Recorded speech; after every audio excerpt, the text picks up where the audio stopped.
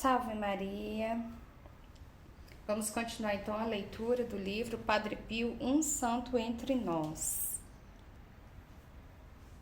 Esse livro foi escrito por Renzo Alegre e traduzido para o português aqui no Brasil pela Edições Paulinas. Você pode encontrar em vários sites, né, especialmente na Canção Nova, porque você, comprando pela Canção Nova, você já ajuda a obra, que sabe que a Canção Nova vive de doações.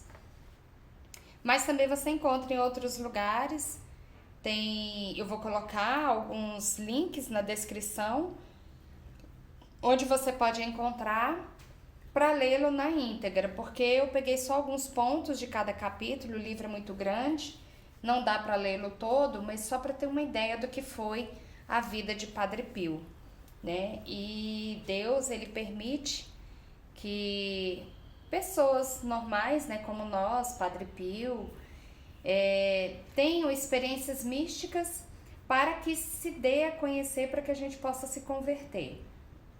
Então, não que eu queira comparar, né, com o Padre Pio, mas eu digo assim, que o Padre Pio era um homem como nós, né? Viveu no meio de nós, mas que Deus se usou de Padre Pio para que ele, para que desse conhecimento das experiências místicas e que o Senhor realizasse tantos milagres através de Padre Pio, para nossa conversão, para que a gente se converta. Nós não vivemos na época de Padre Pio, mas, como ele mesmo falava, né, farei mais barulho morto do que vivo. E foi o que realmente aconteceu, né? Que ele se deu muito mais a conhecer depois que ele morreu. E tudo isso para nossa conversão. Então vamos continuar a nossa leitura, né? Se você puder, curta esse vídeo, se inscreva no canal e compartilhe também para que outras pessoas conheçam. O canal tem bastante coisas, né, assim, de evangelização, tem bastante material, tem bastante conteúdo, outros livros. Então, se você puder, compartilhe para me ajudar a chegar aí os 1000 inscritos. Amém? Então, vamos continuar no capítulo 11.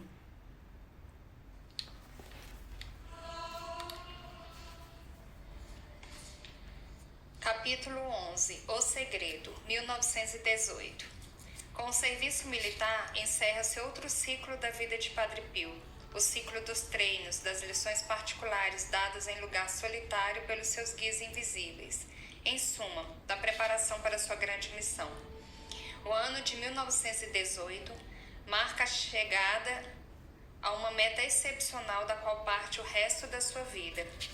Todas as experiências, tão estranhas como estrondosas, como as febres, as doenças, a vida fora do convento, as visões, os dias de espera no hospital militar, o contato com os doentes, os feridos, os mortos, a loucura da guerra, serviram para amadurecer o seu espírito, preparando-o para o encontro com as multidões, a fim de lhes dar testemunho e ensinar. No entanto, antes de começar o caminho que constituirá a sua vida, é investido do seu próprio papel, também exteriormente, recebe o diploma, a licenciatura, e este se apresenta timbrado, marcado de forma indelével para a eternidade. Deus manifesta-se e toca o seu eleito, marca-o com sangue, símbolo da vida e da redenção. Todos apontam a data de 20 de setembro de 1918 como início do fenômeno da estigmatização de Padre Pio. Isso não é correto. Essa data é a conclusão de um longo processo que durou vários anos. O aparecimento dos estigmas no corpo de uma pessoa constitui um acontecimento perturbador. Conta implicações físicas e psicológicas de consequências imprevisíveis. Em 1915, Padre Agostinho, que já tem uma visão clara do que está acontecendo no espírito de Padre Pio, percebe que naquele jovem se repetem os mesmos fenômenos místicos verificados em alguns grandes santos do passado, entre os quais São João da Cruz e Santa Teresa d'Ávila. Como seu confessor quer ter certezas, e a 20 de setembro de 1915, Faz ao aluno 3 perguntas precisas, convidando-o a responder com toda franqueza. Uma delas é a seguinte: Jesus concedeu-te o dom inefável dos seus santos estigmas, embora invisíveis? Padre Pio, sempre extremamente reservado sobre tais assuntos, responde ao confessor a 4 de outubro, através de uma longa carta em que lhe confia muitas coisas. No entanto, acaba por não responder aquelas 3 perguntas. Padre Agostinho não cede e, a 7 de outubro, volta ao ataque. Pede-me para adiar as respostas às minhas perguntas. Na verdade, sinto do fundo do coração que devo insistir. Em seguida, explica as razões. A 10 de outubro, Padre Pio dá finalmente a resposta. Pergunta-me se me foi concedido o dom inefável dos santos estigmas. Devo responder afirmativamente. Da primeira vez que Jesus quis dignar-se conceder-me esse seu favor, eram visíveis, sobretudo numa das mãos. E como esta alma ficou aterrada com tal fenômeno, suplicou ao Senhor que fizesse desaparecer a visibilidade desse fenômeno. Desde então não voltaram a aparecer. Mas embora tenham desaparecido as feridas, não desapareceu a dor agudíssima que se faz sentir, sobretudo em certas circunstâncias e em determinados dias. Assim, Padre Pio começou a sentir a dor dos estigmas no seu corpo em 1910, dor que ia aumentando cada vez mais até se tornar fortíssima em certos dias. Portanto, quando cumpriu o serviço militar, as suas mãos e os seus pés já estavam estigmatizados. Eram feridas invisíveis. Caso contrário, não poderia certamente andar à vontade pelo mundo. Aquelas feridas tornaram-se visíveis em San Giovanni Rotondo no ano de 1918. O acontecimento teve 3 momentos distintos que foram descritos pelo próprio Padre Pio ao seu confessor. Como já sabemos, o convento de San Giovanni Rotondo era quase um ermo, dada a sua situação, em local afastado do centro habitacional. Em 1918, por causa da guerra, viviam nele apenas 3 frades: o superior, Padre Paulino de Casacalenda, Padre Pio e Frei Nicola de Rocabacerana, irmão leigo encarregado da coleta. Eles conduziam o pequeno colégio onde estavam hospedados alguns rapazes que estudavam com o propósito de vir a ser religiosos. Padre Pio passava seus dias em oração e acompanhando os rapazes como diretor espiritual. Em agosto, verificou-se o primeiro dos 3 acontecimentos místicos ligados à revelação visível definitiva dos estigmas. O fato ocorreu no dia 5 à noite. Padre Pio, só 16 dias mais tarde, a 21 de agosto, o revelou ao seu próprio diretor espiritual e ao seu confessor. Escreveu uma longa carta a Padre Benedetto. Como sempre, relegou o fato que era a notícia principal para o fim, sinal evidente de que ele falou apenas por se sentir obrigado a revelar tudo por obediência. Conta Padre Pio. Estava eu confessando os nossos rapazes no dia 5 à noite, quando de repente fui acometido por extremo terror ao ver um personagem celeste que se me apresentou ao olhar da inteligência. Tinha na mão uma espécie de arma semelhante a uma longuíssima lâmina de ferro, com a ponta bem afilada, da qual parecia sair fogo. Ver tudo isso e observar a tal personagem a penetrar-me com toda a violência a alma com essa arma foi obra de um momento. Mal consegui soltar um lamento sentindo-me morrer. Disse ao rapaz que se retirasse, pois me sentia mal e já não tinha forças para continuar. Os estudiosos da mística chamam a esse fenômeno transverberação, do latim transverberare, que significa trespassar, atravessar, passar de um lado a outro. Nessas condições, Padre Pio chegou ao segundo episódio místico que se verificou a 20 de agosto. Trata-se da estigmatização visível, com feridas nas mãos, nos pés e no lado. Nos dias anteriores, o padre estivera de cama atingido pela gripe espanhola, que graçava naquele período. Tinha se levantado a 17 para celebrar a missa litúrgica dos estigmas recebidos por São Francisco em 1224, a 14 de setembro, dia da exaltação da Santa Cruz. Naquele dia 20 de setembro, entre as 9 e as 10, o convento estava mais deserto do que o habitual, porque o superior tinha ido a São Marco em Lamis e Frei Nicola tinha saído a fazer a coleta. Só restava Padre Pio, que depois de terminada a missa, enquanto os estudantes estavam no pátio de recreio, ficara na igrejinha em oração. O padre estava de joelhos no coro, situado acima da porta de entrada. Ocupava o lugar reservado ao vice-superior, a cadeira perto do centro, à esquerda, na terceira e última fila. Tinha à sua frente um crucifixo levantado sobre a balaustrada do coro. Era um crucifixo de madeira de cipreste, muito expressivo, de escultor desconhecido do século XVII, que ainda hoje se pode ver no local. Era sexta-feira, dia da crucifixão de Jesus. Não houve testemunhas do fato. Padre Pio fez o seu relato ao diretor espiritual no mês seguinte, mais uma vez como ato de obediência. Padre Benedetto intui que teria acontecido algum fato estrondoso e 2 dias mais tarde, 19 de outubro, escreve a Padre Pio pedindo-lhe um relato completo. A carta começa com um queridíssimo Piozinho, expressão afetuosa que revela preocupação. Após várias frases formais, entrou imediatamente no assunto. Meu filhinho, conte-me tudo claramente e não através de vagas referências. Que operação é essa da tal personagem? De onde lhe escorre sangue? Quantas vezes por dia ou por semana? Que lhe aconteceu às mãos e aos pés? Como foi isso? Quero saber tudo, de fio a pavio, por santa obediência. Padre Pio não tinha possibilidades de fuga, devia contar tudo e o fez 3 dias mais tarde, ou seja, a 22 de outubro. Que posso dizer-lhe a respeito do que me perguntou, de como se deu a minha crucifixão?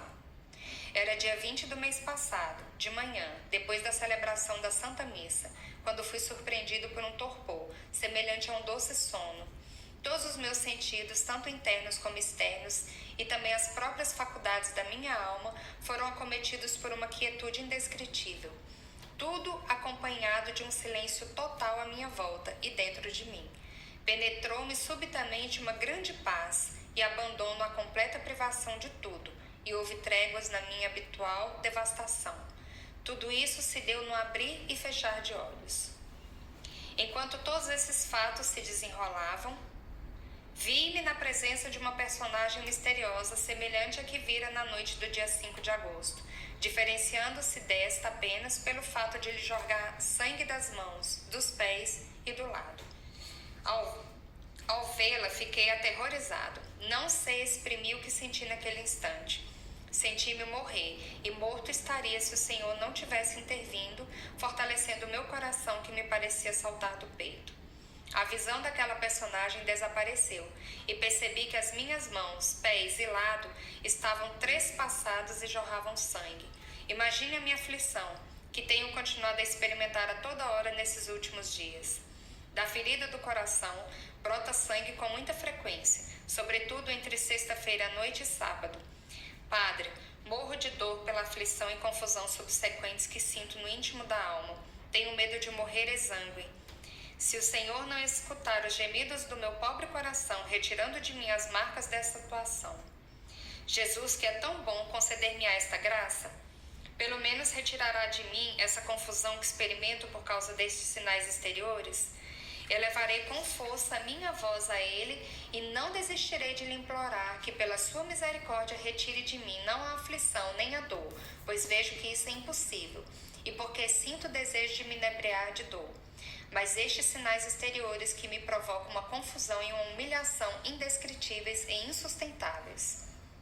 A personagem da qual pretendia falar na minha carta anterior é a mesma de que lhe falei na missiva de 5 de agosto. Ele prossegue a sua operação sem descanso para a extrema aflição da minha alma. Sinto dentro de mim um contínuo rumorejar, semelhante a uma cascata, da qual brota sangue sem parar. Carta dramática, terrível, que descreve uma situação verdadeiramente desconcertante.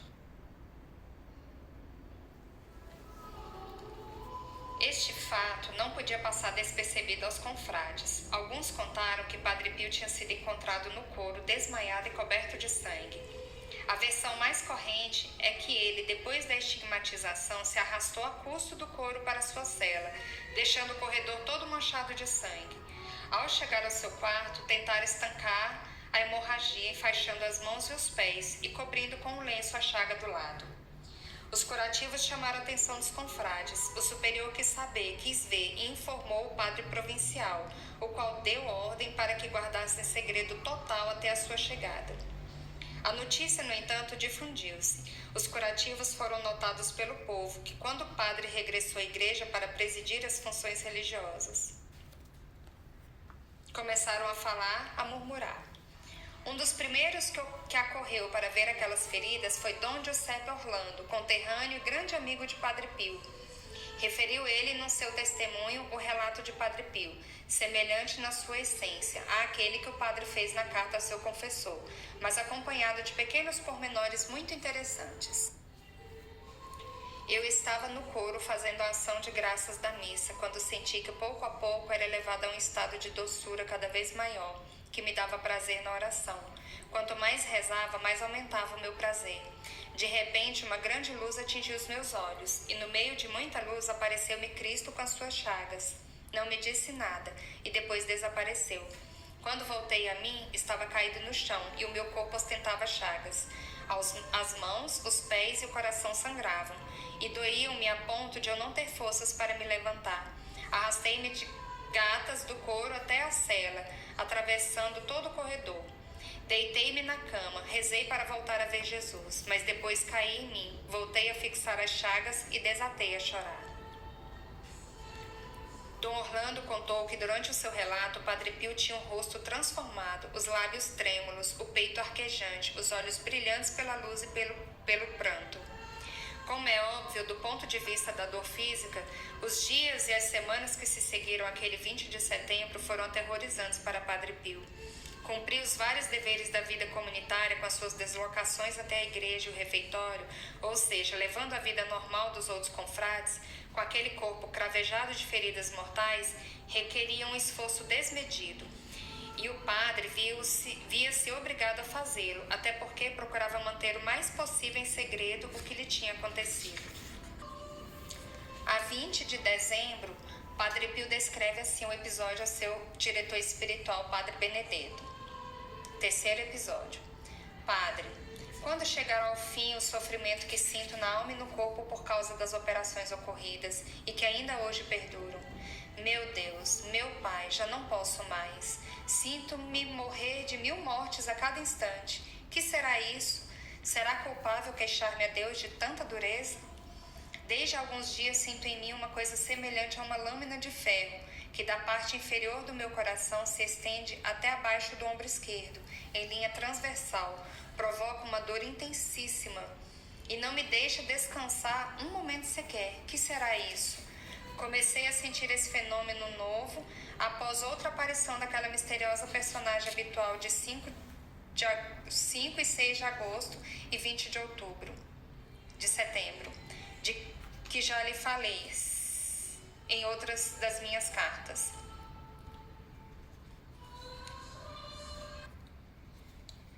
Segundo os peritos em mística, essa transverberação significa o selo definitivo do amor.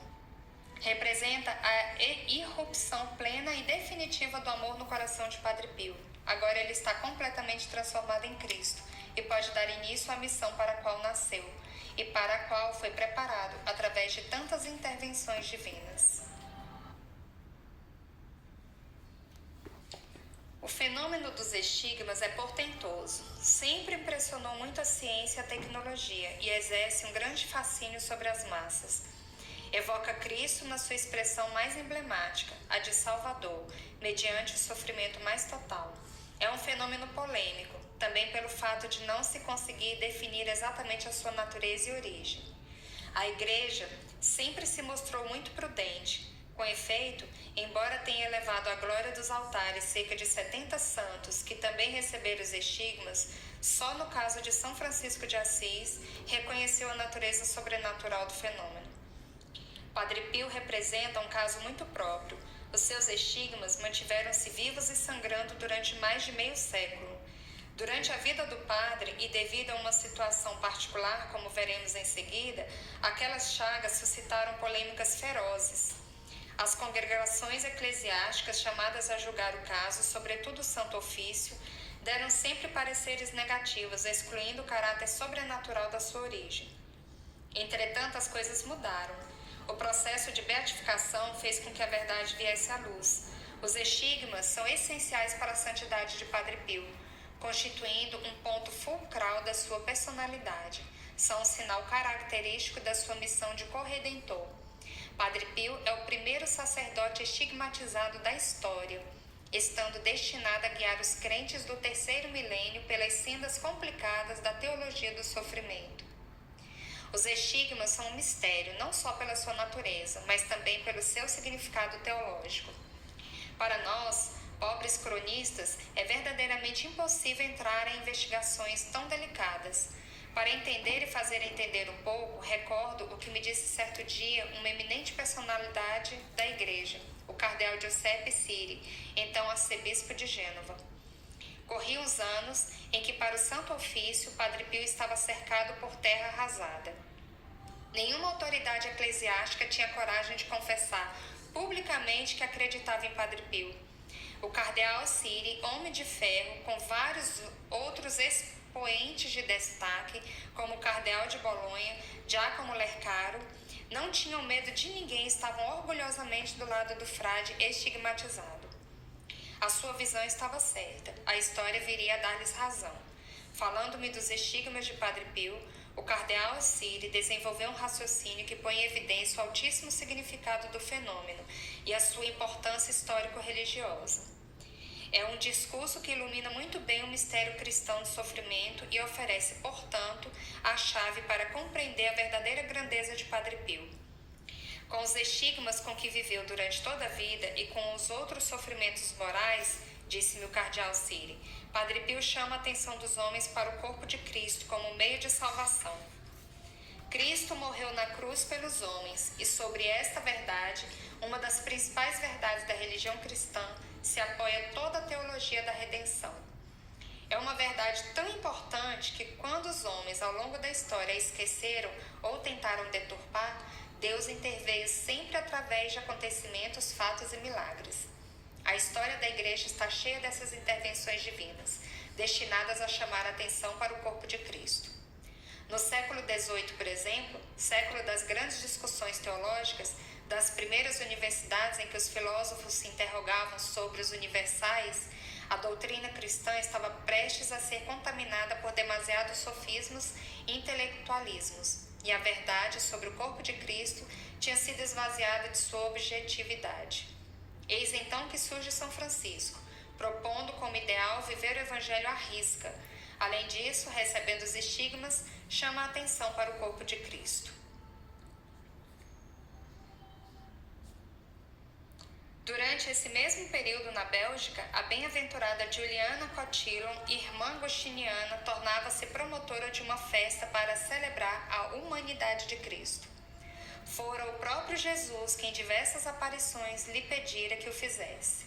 Em 1247, a irmã Juliana conseguiu obter, mas só para a diocese de Liège, a instituição do Corpus Domini, uma festa que celebra o corpo físico de Cristo. Em agosto de 1263, um sacerdote alemão, enquanto celebrava missa numa pequena igreja sobre o lago de Bolsenha, foi tomado pela dúvida de que naquela hóstia consagrada estivesse realmente presente o corpo de Cristo. No momento da consagração, enquanto elevava a hóstia, brotaram dela rios de sangue que encharcaram a toalha do altar. O prodígio fez acorrer muita gente. O lugar foi imediatamente vedado para que ninguém tocasse em nada e foram chamar o Papa Urbano IV, que se encontrava em Orvieto, a cerca de 30 quilômetros de Bolsenha. O Papa correu ao local, observou, interrogou as testemunhas, convenceu-se da autenticidade do fenômeno, associou às visões tidas pela sua penitente irmã Juliana e compreendeu que se tratava de um novo sinal. No ano seguinte, através da bula Transiturus, estendeu a festa do Corpus Domini a toda a Igreja. Na segunda metade do século XVII, na França, mas também no resto da Europa, tinha se difundido o jansenismo, que com a sua teoria atacava o valor universal da redenção de Cristo. Então, Jesus interveio através de várias aparições à mística francesa Margarida Maria Lacoque, a qual pediu que difundisse a devoção ao seu coração. É uma nova e forte chamada de atenção para o corpo de Cristo, na sua parte mais sensível, o coração, sede dos afetos. Após muitas lutas e peripécias, a Igreja instituiu a festa do Sagrado Coração. No nosso tempo, a tentação de esquecer a realidade do corpo de Cristo é enorme. Muitos teólogos modernos, sobretudo com mentalidade hegeliana, foram promotores de teorias enganosas e nocivas, e Deus interveio e continua a intervir mediante inúmeros sinais. Um deles, sem dúvida, o mais evidente, foi Padre Pio, que durante mais de meio século trouxe no seu corpo os estigmas de Cristo, como significado de que o sofrimento não é uma coisa estéril e absurda, mas o meio de alcançar a redenção.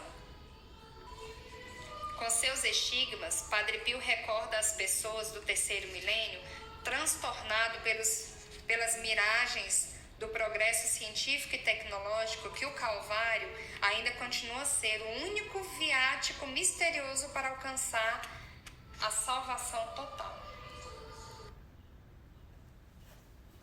Chegamos ao final desse capítulo 11, página 231, e nós seguimos então no próximo vídeo. Até mais, salve Maria!